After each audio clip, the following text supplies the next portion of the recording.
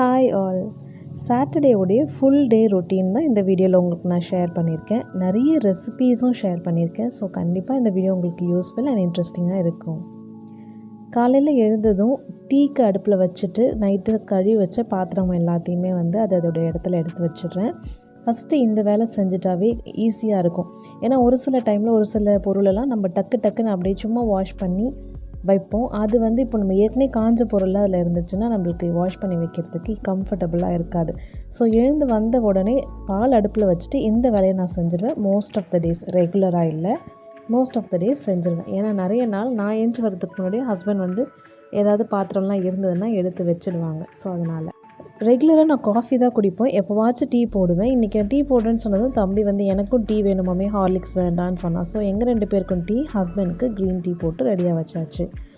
பால் கம்ப்ளீட்டாக ஆறுனா தம்பி குடிப்பான். கொஞ்சம் லைட்டாக ஆறுனா தான் நான் குடிப்பேன். ரொம்ப அப்படியே கொதிக்கலாம் எனக்கு குடிக்க தெரியாது. ஸோ அது நடுவில் பாதாம் பயிர் உரித்து சாப்பிட்டோம்.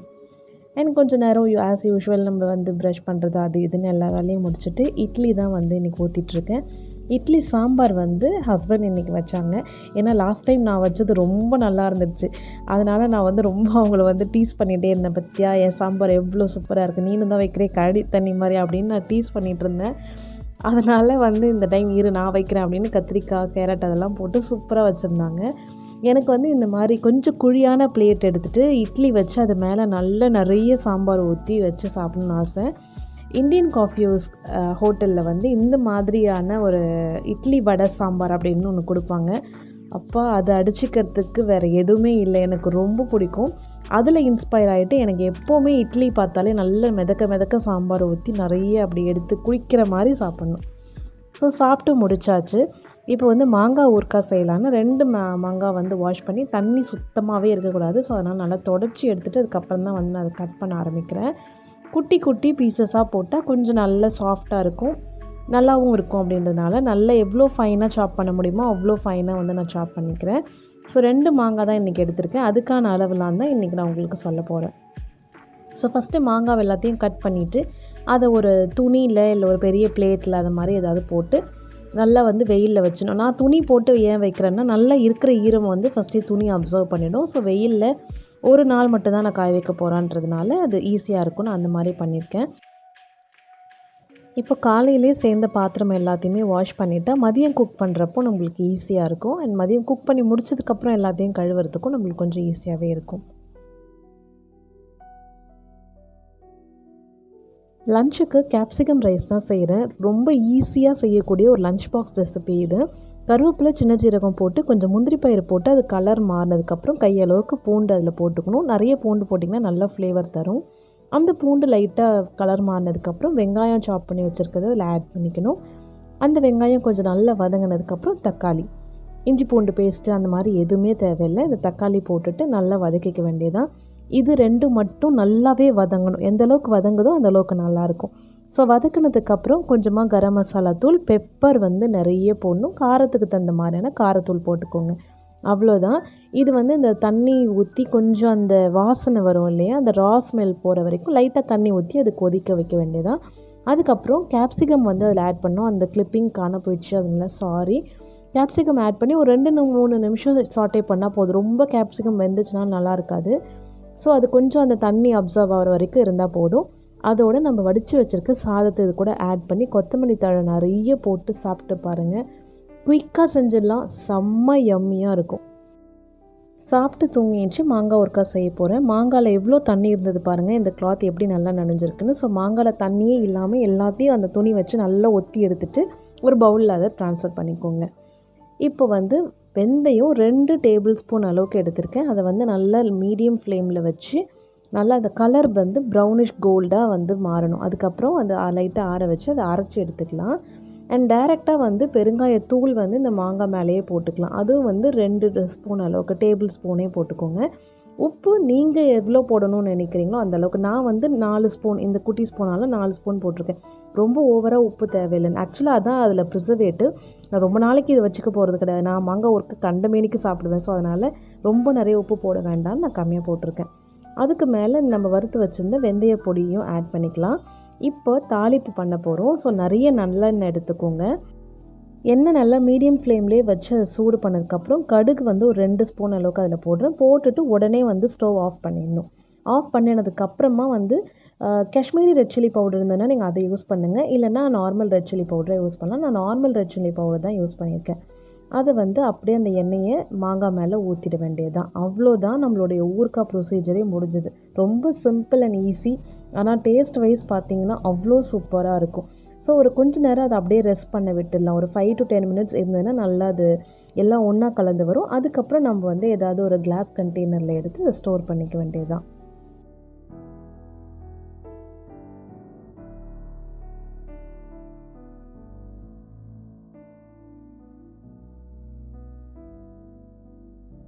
இப்போது எனக்கு ரொம்ப பிடிச்ச டின்னர் ரெசிபி பார்க்கலாம். சப்பாத்தி அண்ட் ஸ்டஃப்டு கத்திரிக்காய் கிரேவி பண்ண போகிறேன். கத்திரிக்காய் பிடிக்கலனா கூட உங்களுக்கு இந்த ரெசிபி சாப்பிட்டிங்கன்னா பிடிக்க ஆரம்பிச்சிடும். நான் அப்படி தான், எனக்கு கத்திரிக்காய் கண்டாலே பிடிக்காது. இந்த ரெசிபி சாப்பிட்டதுக்கப்புறம் எனக்கு அந்த ஒரு அவர்ஷனே எனக்கு போயிடுச்சு. கத்திரிக்காய்னா ஓகே நல்லா தான் இருக்கும் அப்படின்ற மாதிரி நான் மைண்ட் செட்டுக்கு வந்துட்டேன். ஸோ இப்போ கத்திரிக்காய் எடுத்துகிட்டு அதோட பேக் சைடு வந்து எக்ஸ் மாதிரி கட் பண்ணிக்கோங்க. கொஞ்சம் பெரிய கத்திரிக்காய் வந்தால் கொஞ்சம் நிறைய கட்டிங்ஸ் கூட அதில் பண்ணிக்கலாம். வறுத்த மல்லாட்டப்பை ஒரு கை அளவை எடுத்துகிட்டு அதை அரைச்சி எடுத்துக்கலாம். ரொம்ப பவுடராக வராது, இந்த மாதிரி கொஞ்சம் கட்டியாக ஆகிடும். ஆனால் அது பரவாயில்ல. 1 ஸ்பூன் சில்லி பவுடர், 1 ஸ்பூன் ஜீரகத்தூள், 1 ஸ்பூன் வந்து கரம் மசாலா ஆட் பண்ணி கொஞ்சம் எண்ணெய் விட்டு கொஞ்சம் தலை அதை பிசைஞ்சிக்கலாம். இப்போ இந்த மிக்ஸை தான் வந்து நம்ம கட் பண்ணி வச்சுருக்க கத்திரிக்காய்க்குள்ளே ஸ்டஃப் பண்ண போகிறோம். உங்களுக்கு மல்லாட்டை சம்மந்தமான சாப்பாடெல்லாம் பிடிக்கும் அப்படின்னா இது ரொம்ப விரும்பி சாப்பிடுவீங்க. எனக்கு மல்லாட்டை சட்னி, மல்லாட்டை ரொம்பவே பிடிக்கும். எனக்கு அதனால் ரொம்பவே இது வந்து பிடிச்சிருந்தது. கிட்டத்தட்ட வந்து நம்ம இந்த பிரியாணிக்கு கொடுப்பாங்க இல்லையா கத்திரிக்காய், கொஞ்சம் சிமிலராக தான் இருக்கும் அந்த மாதிரி. எனக்கு ரொம்பவே பிடிச்சிருச்சு இந்த இது. நீங்களும் ஒரு டைம் ட்ரை பண்ணி பாருங்கள் எப்படி இருக்குன்னு சொல்லுங்கள். இப்போ வந்து அதை எல்லாத்தையும் ஸ்டஃப் பண்ணிவிட்டு ஒரு பேனில் எண்ணெய் ஊற்றி அந்த நம்ம ஸ்டஃப் பண்ணி வச்சுருக்க எல்லா கத்திரிக்காயும் இதை உள்ளே வைக்க போகிறோம். வச்சுட்டு இது நல்லா வந்து சுண்ட வரணும். அதனால் மூடி போட்டு நீங்கள் வச்சுருங்க, இல்லைன்னா மேலெலாம் தெரிக்கும். ஸோ மூடி போட்டு ஒரு 5 மினிட்ஸ் ரெஸ்ட் பண்ணுங்கள். இப்போது தக்காளியும் பச்சை மிளகாவையும் அரைச்சி எடுத்துக்கலாம். நான் ஒரு 2 தக்காளி 3 பச்சை மிளகா எடுத்திருக்கேன். இது கூட கண்டிப்பாக புதினா கொத்தமல்லி வச்சு அரைக்கணும். சுத்தமாகவே ஒரு பீஸ் கூட இல்லை புதினா கொத்தமல்லி, அதனால் நான் அதை ஸ்கிப் பண்ணிட்டேன். அப்போ தான் ஃப்ளேவர் ஃபுல்லாக இருக்கும். ஸோ அதனால் அதை ஸ்கிப் பண்ணிடாதீங்க. அதையும் அரைச்சி வச்சுக்கோங்க. இப்போ வந்து இந்த கத்திரிக்காவை நல்லா ஒரு சைடு நல்லா பெரட்டி விடுங்க. எல்லா பக்கமுமே வந்து அது நல்லா அந்த தோல் சுருங்கி வரணும். அப்போ தான் உள்ளே நல்லா சாஃப்டாகும். அதை எடுத்துகிட்டு அதே எண்ணெயிலேயே வந்து கொஞ்சம் நெய்யும் எண்ணெயும் போட்டுட்டு பெருஞ்சீரகம் கருவேப்பிலை போட்டு வெடிக்க விட்டு வெங்காயம் போட்டு நல்லாவே வதக்கலாம். நான் அதில் நிறைய வெங்காயம் சேர்த்துருக்கேன். ஸோ தட் கிரேவி நிறைய கிடைக்கும் அப்படின்றதுனால. ஸோ வெங்காயம் நல்லா வதங்கி வரட்டும். அதுக்குள்ளே வந்து நான் சப்பாத்தி வந்து இங்கே தேய்ச்சி வச்சுக்கிறேன். நம்ம வீட்டில் வந்து flaxseed சேர்த்து தான் இப்போலாம் வந்து சப்பாத்தி செய்கிறது. மோஸ்ட்டாக நிறைய ரெசிபீஸ் வந்து நாங்கள் இந்த முடி கொட்டாமல் இருக்கிறதுக்கு, ஸ்கின்னுக்கு என்னென்ன நல்ல இதெல்லாம் பார்த்து தான் இப்போலாம் வந்து நிறைய ஆட் பண்ணிக்கிறோம் எங்களுடைய ஃபுட்டில். வெங்காயம் வதங்கிறதுக்கான உப்பு போட்டு அதை வதக்கிட்டுருக்கேன். அதுக்கப்புறமா இஞ்சி பூண்டு பேஸ்ட் ஒரு 2 ஸ்பூன் போட்டு அதோடைய பச்சை வாசனை போகிற அளவுக்கு வதக்கிக்கலாம். நம்ம தக்காளி வந்து அரைச்சி தான் சேர்க்குறோன்றதுனால முன்னாடியே நான் வந்து உப்பு போட்டுட்டேன். ஸோ இந்த தக்காளியும் வந்து நல்லா அது கூட சுண்ட வதங்கி வரட்டும். பார்த்திங்கன்னா தெரியும் எந்த அளவுக்கு நல்லா எண்ணெய் பிரிஞ்சு சூப்பராக வந்திருக்குன்னு. இப்போ ஒரு பெரிய டேபிள் ஸ்பூன் அளவுக்கு சில்லி பவுடர், கொஞ்சமாக கரம் மசாலா, கொஞ்சமாக ஜீரகத்தூள் இதுலேயும் வந்து ஆட் பண்ணியாச்சு. ஆட் பண்ணி கொஞ்சம் தண்ணி விட்டு அதை நல்லா கொதிக்க விடுவோம். ரொம்ப நல்லா இருந்தது, பார்த்தாலே தெரியும். இந்த கேஸ்ட் அயர்ன் பேன் வந்து ரொம்பவே டேஸ்ட்டும் கொடுக்குது, நல்ல ஒரு செய்யறதுக்கு ரொம்பவே நல்லாயிருக்கு. ஸோ அதுக்கப்புறமா வந்து அந்த கத்திரிக்காய் அதுக்குள்ளே ஆட் பண்ணி கொஞ்சம் நேரம் மூடி போட்டு அந்த நல்லா சுண்டி வரட்டும், அந்த தண்ணியெல்லாம் இழுக்கிற வரைக்கும். நான் இங்கே வந்து சப்பாத்தி எல்லாமே அதுக்குள்ளே தேய்ச்சி எடுத்துட்டேன். ஸோ இருக்கிற இடத்த எல்லாத்தையுமே க்ளீன் பண்ணி அதை ஒரு இடத்துல போட்டுட்டு, இங்கே நான் வந்து கவுண்டர் டாப்பில் தான் எப்போவுமே வந்து தேய்ப்பேன். ஏன்னா கவுண்டர் டாப் அவ்வளோ க்ளீனாக தான் வச்சுருப்பேன் எப்போவுமே. ஸோ உடனே கையோடு வந்து அதை க்ளீன் பண்ணி வச்சிடலாம் அப்படின்னு சொல்லிட்டு எல்லா ஏரியாவுமே க்ளீன் பண்ணியாச்சு. அடுப்பை தவிர. அடுப்பு வந்து கண்டிப்பாக அந்த சூடு குறைஞ்சதுக்கப்புறம் தான் நம்ம வந்து தேய்க்கணும். ஏன் சொல்கிறேன்னா, இதுக்கு முன்னாடி நான் வச்சுருந்த அடுப்பு வந்து கொஞ்சம் சூடாக இருக்கும் போதே நான் தண்ணி தொட்டு அதை ஃபுல்லாக க்ளீன் பண்ண ஆரம்பிச்சிட்டேன். அந்த மாதிரி பண்ணப்போ அந்த கிளாஸ் ஃபுல்லாகவே பிரேக் ஆகிடுச்சு. ஸோ அதனால் நான் எல்லாருக்கிட்டேயுமே சொல்கிறது, கொஞ்சம் கிளாஸ் டாப் யூஸ் பண்ணும்போது அது சூடு தணிஞ்சதுக்கப்புறம் நம்ம வந்து க்ளீன் பண்ணிக்கலாம் அப்படின்னு.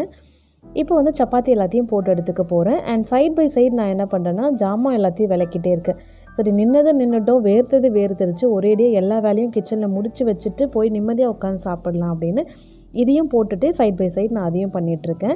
இன்றைக்கி ஹஸ்பண்ட் வந்து பக்கத்தில் இப்போது இல்லை, அவங்க வெளியில் போயிருந்தாங்க, மார்க்கெட் போயிட்டு எல்லா திங்ஸ் எல்லாம் வாங்கிட்டு வரேன்னு சொல்லியிருந்தாங்க.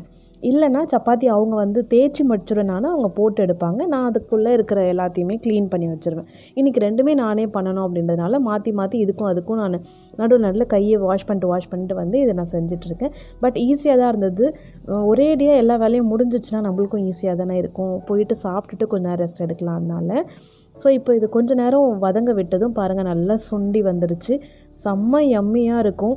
எனக்கு இதை பார்க்கும்போதே அவ்வளோ டெம்டிங்காக இருக்குது. நான் எப்பவுமே சப்பாத்தி கூட கொஞ்சம் தயிரும் வச்சு சாப்பிடுவேன். ஸோ அதனால் கொஞ்சம் கேர்டு ஒரு இதில் எடுத்துக்கிட்டேன். அண்ட் இந்த கத்திரிக்காய் கிரேவி, ஸ்டஃப்டு கத்திரிக்காய் கிரேவி நீங்கள் கண்டிப்பாக ட்ரை பண்ணிவிட்டு எப்படி இருந்ததுன்னு சொல்லுங்கள். Hope you liked the video. Keep supporting me as always.